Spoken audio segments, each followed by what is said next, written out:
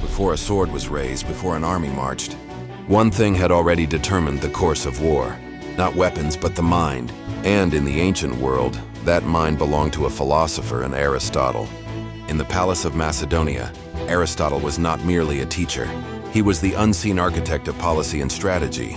Every morning, Alexander the Great sat before him, not to learn how to conquer, but to understand humanity, how people think, how enemies judge, how the world could be subdued without a single strike. Aristotle taught that war without understanding is nothing but destruction without purpose. He introduced Alexander to the ethics of victory, that true conquest is not the subjugation of bodies, but the mastery of minds and values. Behind every diplomatic strategy, Aristotle's silent syllogisms worked in the background. If you wish to rule the world, first understand the logic of mankind. Yet hidden within that wisdom lay a danger. Philosophy gives direction, but also power. And when power rests in the hands of a young conqueror hungry for the world, wisdom can turn into an instrument of domination.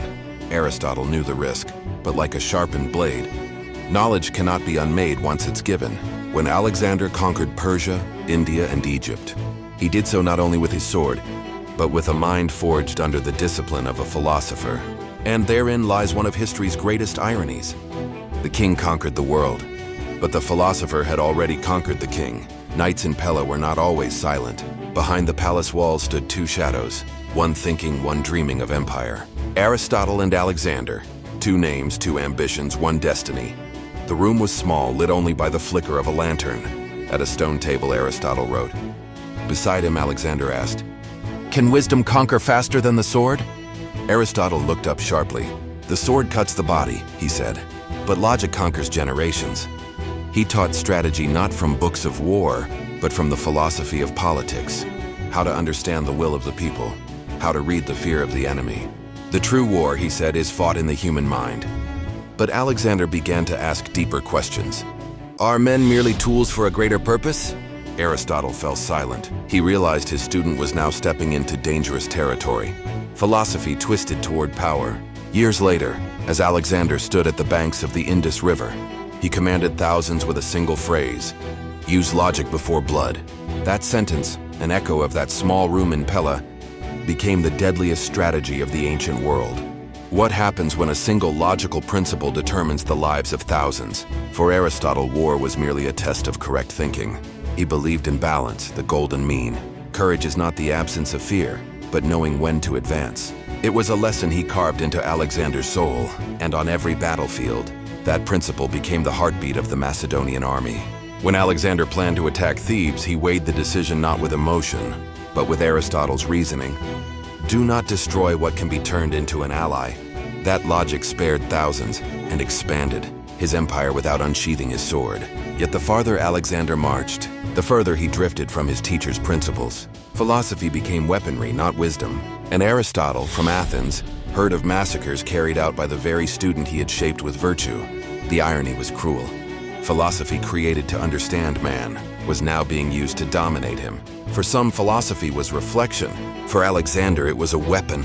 Aristotle taught him about cause and effect, why men act, and how to predict their next move. He called it logos, the core of logic. Alexander turned it into a tool to read the hearts of his enemies. He conquered not just cities, but systems of thought. Nations fell not through force, but because Alexander knew when to speak and when to remain silent. But the stronger Alexander grew, the darker that knowledge became. Philosophy, once a guide to balance, became a justification for domination. And when Aristotle heard of it, he wrote only one line in his private notes: knowledge without ethics is poison to the world. History would remember it well. Alexander's sword dulled with time, but Aristotle's words, both poison and cure, live on in every hall of power. He never raised a blade, yet the world bowed to his ideas. While Alexander led armies across Asia, Aristotle remained in Greece, but his mind traveled far beyond the map. He believed, right thinking conquers the world even without a journey. As Alexander built cities, Aristotle built concepts. Ethics, logic, metaphysics. For both, conquest meant understanding. But for Aristotle, understanding never required blood. The tone of Alexander's letters began to change. Once filled with questions, now they carried the certainty of command. Aristotle realized he had created not only a leader, but perhaps a monster. When news of Alexander's death reached him, Aristotle whispered, "Philosophy can never control power, but power is always born from philosophy." The king was gone. The empire crumbled, but the mind that shaped it lived on. After Alexander's death, the world fractured. Yet Aristotle's name endured in every palace, every school, every mind that sought to understand.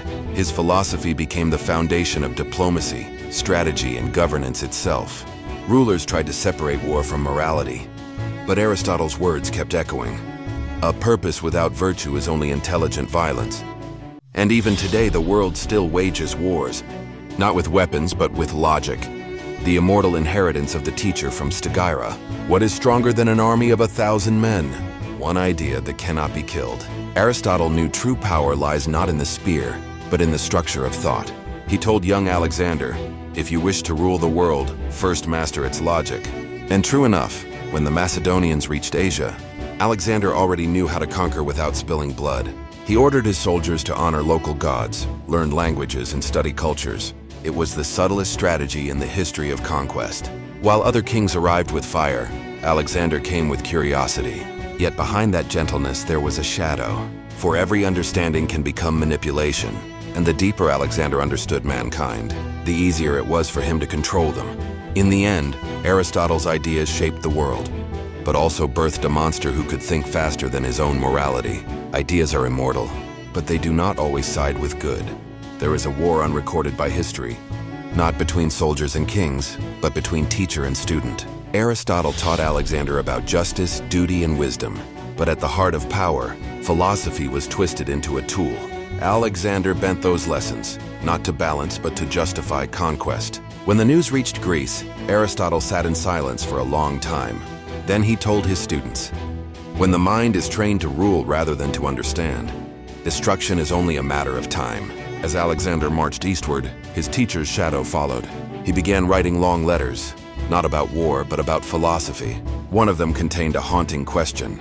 Must wisdom serve power? No reply was ever sent back. Perhaps even for Aristotle, the question was too heavy to answer without guilt. Even after Alexander's death, Aristotle's shadow was feared. For what could be more dangerous than a man who teaches others to think? After the king's fall, Greece descended into chaos. Aristotle's philosophy was accused of breeding rebellion.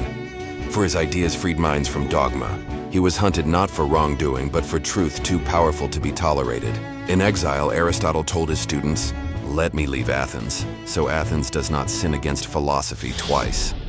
A reference to Socrates' execution. He hid in Euboea, writing with what little time he had left. And from that solitude came great ideas on ethics, logic, and the good life. The world rejected his body but could never imprison his mind. And the irony was complete. Aristotle, who conquered the minds of kings, was feared by his own people. For truth will always seem like a threat to those who live by lies. The king is dead.